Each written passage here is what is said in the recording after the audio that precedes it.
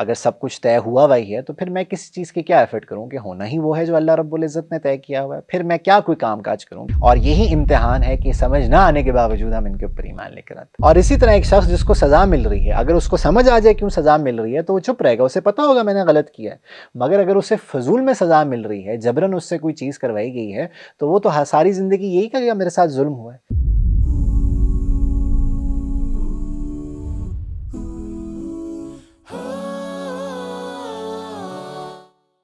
السلام علیکم ورحمۃ اللہ وبرکاتہ، بسم اللہ الرحمن الرحیم، نحمدہ ونصلی علی رسولہ الکریم، اما بعد۔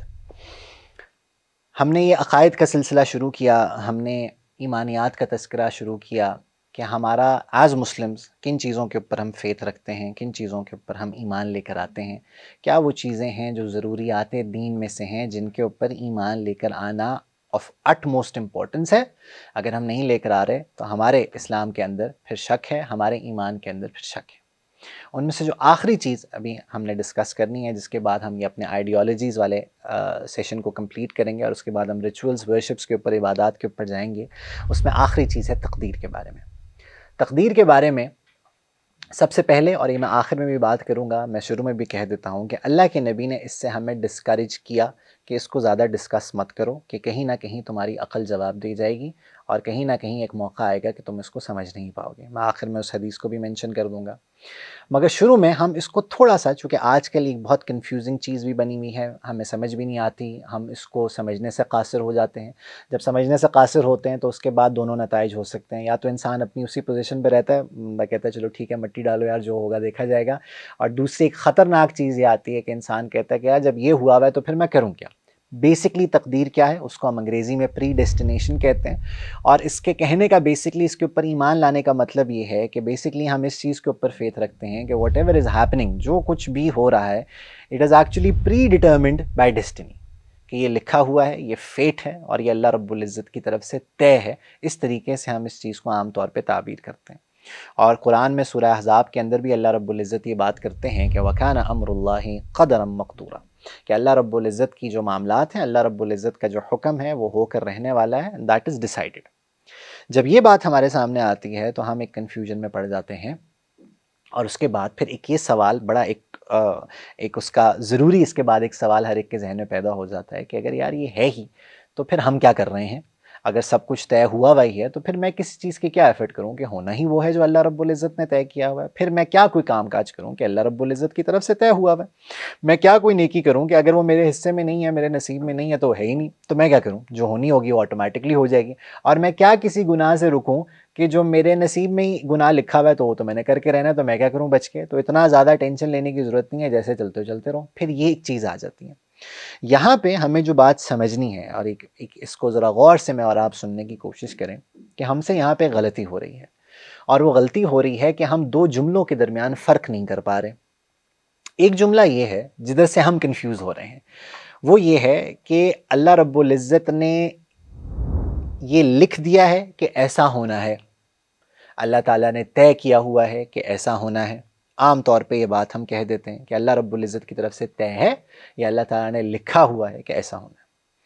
ایک اور چیز ہے جو ہم اگر شاید سمجھ لیں تو یہ چیز، یہ تقدیر کا موضوع کچھ آسانی سے سمجھ آ جائے، اور وہ یہ ہے کہ اللہ تعالیٰ کو معلوم ہے کہ یہ ہونا ہے۔ There's a huge difference between the two statements۔ ایک یہ ہے کہ ہم کہہ رہے ہیں کہ اللہ تعالیٰ نے لکھا ہوا ہے کہ ایسے ہونا ہے، اس سے یہ فیل آتی ہے اور اس سے یہ سمجھ آتی ہے کہ اللہ تعالیٰ نے چونکہ طے کیا ہوا ہے ایسا ہی ہونا ہے۔ دوسرا جملہ کیا ہے کہ میں کہہ رہا ہوں کہ اللہ تعالیٰ کے علم میں ہے کہ ایسا ہونا ہے۔ بہت فرق ہے دونوں چیزوں میں۔ اس چیز کو سمجھنے کے لیے کہ ان دونوں میں ڈفرنس کیا ہے، دوسرے جملے کی وجہ سے میں اور آپ مجبور نہیں ہو جاتے، ہمارا اختیار، ہماری فری ول ہمارے پاس رہتی ہے۔ پہلے جملے سے فیل ایسے ہوتا ہے کہ ہم مجبور ہیں، ہمارا کوئی اختیار نہیں ہے، اور جو اللہ نے لکھا ہوا ہے ہم نے ویسے ہی کرنا ہے، تو there is no need for me to put in any effort in any kind of thing۔ اس کو میں اور آپ ایک ایگزامپل سے اگر سمجھنے کی کوشش کریں تو شاید تھوڑی سی یہ بات سمجھ آ جائے، شاید تھوڑا سا اس موضوع کو سمجھنے میں مجھے آپ کو آسانی ہو جائے۔ میں پھر کہوں گا کہ کمپلیٹلی یہ شاید سمجھنا ہے، یہ ایمانیات سے متعلق چیزیں ہیں، یہ جیسے تیسے ہیں ہم ان کے اوپر ایمان لے کر آتے ہیں، اور یہی امتحان ہے کہ سمجھ نہ آنے کے باوجود ہم ان کے اوپر ایمان لے کر آتے ہیں۔ اس کی ایگزامپل اس کو سمجھنے کے لیے یہ ہے کہ ایک شخص ہے، اس کے پاس ایک ملازم ہے، اس شخص کو ہم نام دے دیتے ہیں کہ ایک شخص ہے، فار ایگزامپل اس کا نام ہے عامر۔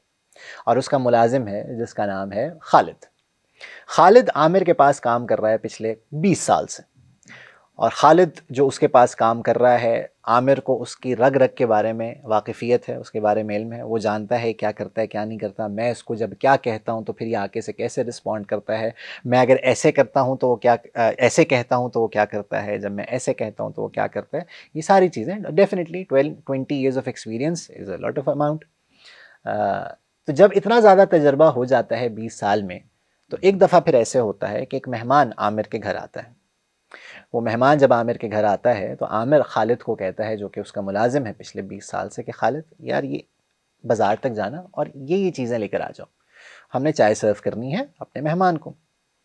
خالد چلا جاتا ہے وہ لسٹ لے کے، پیسے لے کے عامر سے، اور اس کے بعد عامر اپنا جو مہمان ہے اس کے ساتھ گپ شپ لگانے میں مصروف ہو جاتا ہے۔ اور عامر اپنے مہمان کو یہ کہتا ہے کہ یار تو دیکھیں، ہم مہمان کو نام دے دیتے ہیں رفیق۔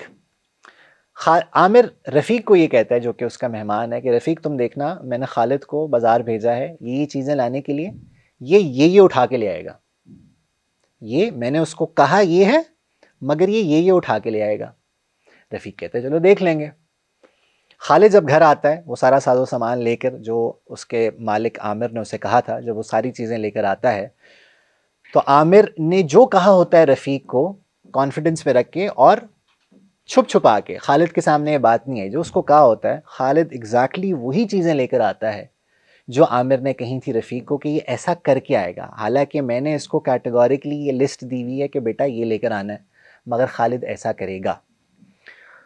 تو جب وہ خالد چیزیں لے کر آتا ہے اور وہ وہی ہوتی ہیں جو عامر نے پریڈکٹ کی ہوتی ہیں کہ لائے گا، تو عامر رفیق کو دیکھ کر کہے گا کہ رفیق دیکھو میں تمہیں کہا تھا کہ خالد یہ کر کے لائے گا اور اس نے ویسے ہی کیا۔ یہ عام طور پہ ہمارے ساتھ یہ ریلیٹیبل ہو، شاید کبھی ہم نے کسی کے بارے میں ایسی پریڈکشن دی ہو تو اس نے ایسا کیا بھی ہو۔ جب اس نے پریڈکشن دی اور جب خالد نے ایسا کیا، اور جب عامر نے اپنے گیسٹ رفیق کو یہ کہا کہ میں نے تمہیں کہا تھا نا کہ ایسا کرے گا، تو میں اور آپ اپنے آپ سے سوال پوچھیں، کیا خالد اس وقت یہ اپنے مالک عامر کو یہ کہہ سکتا ہے کہ سر عامر چونکہ آپ یہ کہہ چکے تھے کہ میں نے یہ لانا ہے تو پھر میں نے یہ لانا تھا؟ کیا وہ یہ کہہ سکتا ہے؟ آبویسلی وہ یہ نہیں کہہ سکتا۔ وہ کیوں نہیں کہہ سکتا؟ کہ عامر کی اس پریڈکشن میں کسی قسم کا فورس خالد کے اوپر نہیں تھا، کسی بھی قسم کا جبر خالد کے اوپر نہیں تھا۔ اس نے کہا تھا، اس نے بلکہ اس کو کچھ اور کہا تھا کرنے کو، اور اس کو وہی کرنا چاہیے تھا، مگر خالد نے اپنی نیچر پہ چلتے ہوئے اور جس کے اندر فلاس تھے اس کے اوپر چلتے ہوئے اس نے وہ کام کیا۔ تو خالد اگر یہ کہہ دیتا عامر کو کہ سر چونکہ آپ نے کہا تھا تو میں نے ایسے ہی کرنا تھا، تو ڈیفینیٹلی غلط آرگومنٹ ہوگا، کیونکہ عامر نے کسی قسم کا انفلوئنس اس کی ڈیسیجن میکنگ کو نہیں کیا،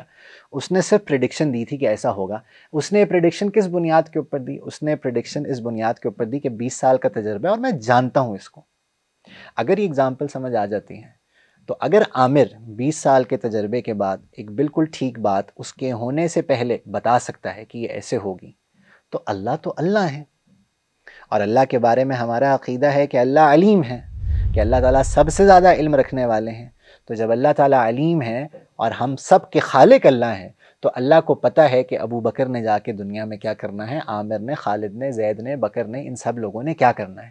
تو اللہ نے اپنے علم کی بنیاد کے اوپر یہ بات منشن کی ہوئی ہے کہ یہ لوگ ایسے ایسے کریں گے، نہ کہ اللہ رب العزت نے یہ طے کیا ہوا ہے کہ تم ایسا ایسا کرو گے۔ ہمارا اختیار بالکل ہمارے پاس موجود ہے، ہم اپنی ڈیسیجن میکنگ کرتے ہیں، اللہ تعالیٰ نے صرف فورسی کیا ہوا ہے کہ ہم سارے کے سارے آگے جا کر کیا کریں گے۔ اور باقی اگر ہم اس چیز کو نہیں مانتے، اگر میں اور آپ تقدیر کو نہیں مانتے، تو اس سے ایک خراب چیز کیا لازم آئے گی؟ اگر میں یہ کہہ دیتا ہوں کہ ایسا کچھ بھی نہیں اور ہم مجبور ہیں سارے کے سارے اور جو اللہ چاہ رہا ہے ویسے ہی ہو رہا ہے، تو پھر the concept of rewards and punishments does not make any sense۔ پھر کس بنیاد کے اوپر کسی کو سزا دی جائے یا کس بنیاد کے اوپر کسی کو ریوارڈ کیا جائے، اگر اللہ رب العزت نے سب کچھ لکھا ہوا ہے؟ اگر اللہ رب العزت نے خود جبرن کسی سے کچھ کروایا تو اللہ اس کو جزا کیوں دے رہے ہیں؟ اللہ تعالیٰ اس کو سزا کیوں دے رہے ہیں؟ تو یہ جو جزا اور سزا کل کو میں نے اور آپ نے اس کا مستحق بننا ہے، حالی اللہ تعالیٰ جزا کا ہی مستحق بنائے، جو جنت جہنم کے آگے فیصلے ہیں، اگر ہمارا اختیار ہی نہ ہو تو پھر وہ کیسے سینس بنتے ہیں؟ یہ کیسے ہو سکتا ہے کہ اللہ تعالیٰ خود ایک چیز کروائے اور اس کے بعد جبرن اس کے اوپر سزا بھی دے یا اس کے اوپر نعمت بھی دے؟ اور اس کے بعد اگلی چیز، اگر ہمیں اپنے کیے کا نہیں ملے گا تو پھر ہم اس کو انجوائے کیسے کریں گے؟ ایک چھوٹا سا خوددار، تھوڑا سا بھی خوددار آدمی ہو نا، اس کو اگر مفت چیز ملے گی، بن مانگے ملے گی اور اس کے عمل کے بغیر ملے گی تو اس کو انجوائے نہیں کرے گا۔ جب وہ کما کے اس کو ملے گی، اس کو اب اچھا لگے گا کہ ہاں یار میں نے یہ کیا تھا، اس کے بل بوتے پہ مجھے ملی ہے۔ اور اسی طرح ایک شخص جس کو سزا مل رہی ہے، اگر اس کو سمجھ آ جائے کیوں سزا مل رہی ہے تو وہ چپ رہے گا، اسے پتا ہوگا میں نے غلط کیا ہے۔ مگر اگر اسے فضول میں سزا مل رہی ہے، جبراً اس سے کوئی چیز کروائی گئی ہے، تو وہ تو ساری زندگی یہی کہے گا میرے ساتھ ظلم ہوا ہے۔ اور اللہ ظالم نہیں ہے، اس بات کو ہم اسٹیبلش کر چکے ہیں، اللہ تعالیٰ عادل ہے۔ تو یہ تقدیر کا کانسیپٹ ٹرکی ہے، میں نے پہلے شروع میں کہا تھا یہ ٹرکی ہے، کنفیوزنگ بھی ہے، ایمانیات سے متعلق یہ چیز ہے، اس کو ہم یہیں تک رکھتے ہیں۔ اگر یہ اگزامپل ہیلپ آؤٹ کرتی ہے سمجھنے میں تو بہت اچھی بات ہے، ورنہ پھر بھی کہیں نہ کہیں میں پھنسوں گا یہاں پہ،